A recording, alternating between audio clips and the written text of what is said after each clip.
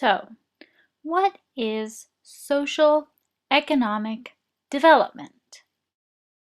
Let's start with the basics. What is development? As defined by Merriam-Webster, development is the act or process of growing or causing something to grow or become larger or more advanced. More advanced? One must be careful in saying that something is more advanced, as to imply that something is better. All too often, the Western thought is to develop other communities through modernization, and to develop modernization through Westernization, a roundabout way of saying that Western thought thinks Western thought is best. For example's sake, let's think of that go-getting American organization wanting to develop a community in the global South. All too often, that American organization believes the ultimate cure is America. They become confused in thinking because they enjoy their way of life, taking it to others can improve their lives as well. This is not development. This is cultural terrorism. Okay. Terrorism is a little harsh, you say? Let's give these go-getters some credit. Sometimes they do come bearing gifts of necessary items. Things like food, water, appropriate clothing. But this is not development. This is a process to achieve development. Berkey would call this charity relief. Let's step back and understand the difference between charity relief and development. To illustrate, we can use the familiar anecdote, if you give a person a fish, he or she could eat for a day, but if you teach a person to fish, he or she could eat for a lifetime. On a side note, teaching the person to fish is only one set skill to sustain life. What if the person no longer has access to the body of water? What if the water becomes polluted? An issue we will revisit shortly. What we must understand from this simple illustration is that if that person needed to eat right then and there to avoid perishing, teaching him or her to fish would have done no good. Besides, it would take a long time to teach a dead person to fish. All jokes aside, both charity relief and development are beneficial helping tools, but they must be used in conjunction with one another to harness the greatest change. Rather than thinking of development as growing or advancing, let's think of development as empowerment. Let's set a goal to work for the empowerment of people.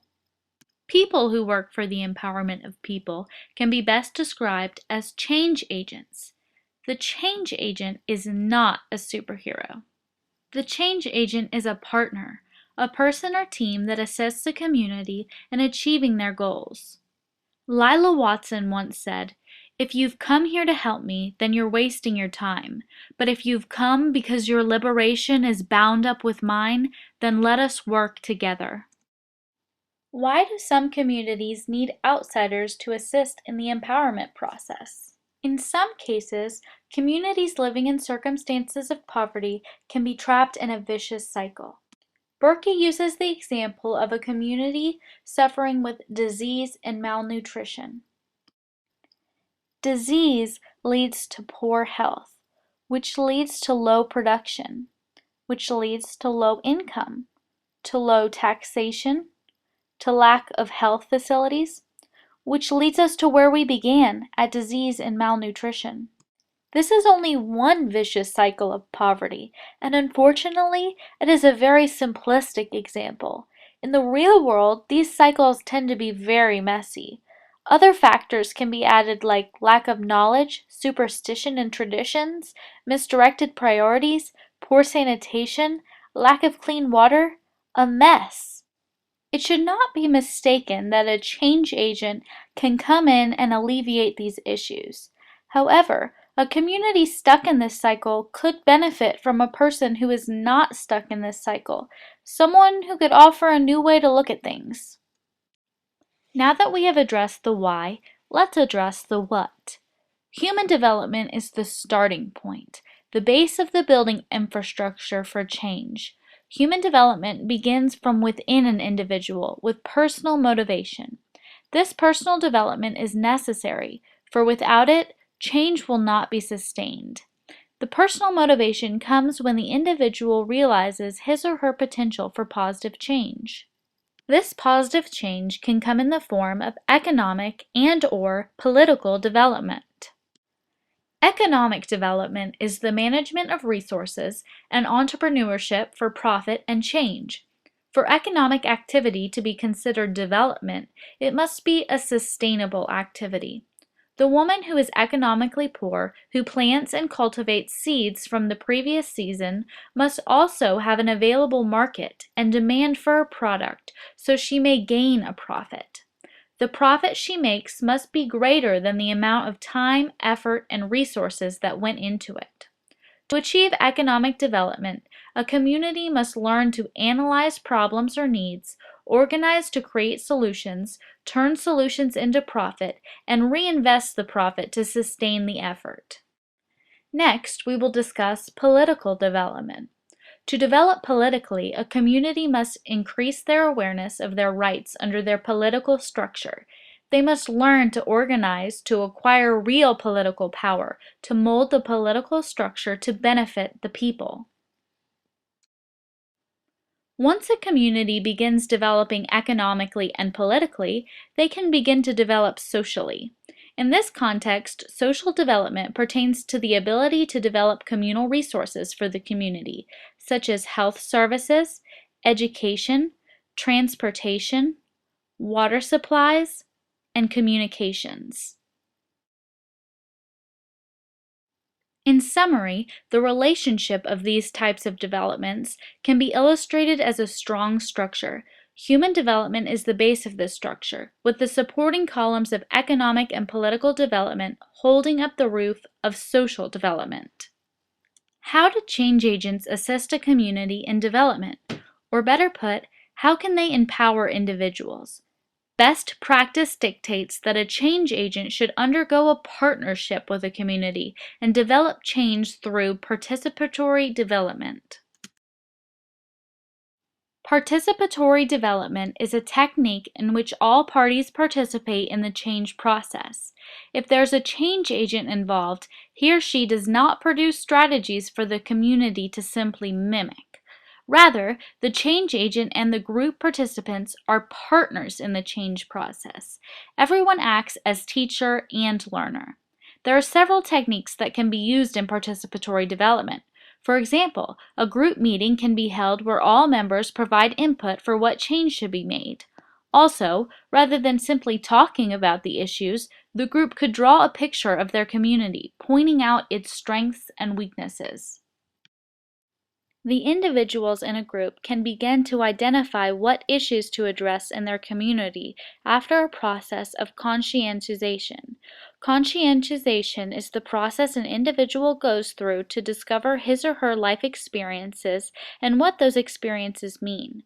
Conscientization cannot be taught, but can be encouraged. A change agent can encourage the community members to take time to think deeply about their life and what they feel hinders them and what they feel strengthens them. Participatory development is important as it recognizes the individuality among different communities. Let's revisit our friend, the Go-Getting American organization. Empowerment does not work with one set solution. The organization that distributes Little Americas and believes the same outcome will show in every community is terribly wrong. Each community is very unique and requires unique change efforts. These change efforts, if you plan for success, must come from within the individual community. For example, if a change agent sought to bring modernity and westernized thought to Lebanon, the efforts will be unsuccessful. This is not because of a stereotypical thinking, like an oppressive government regime or backward thoughts, but because the culture and belief system is different.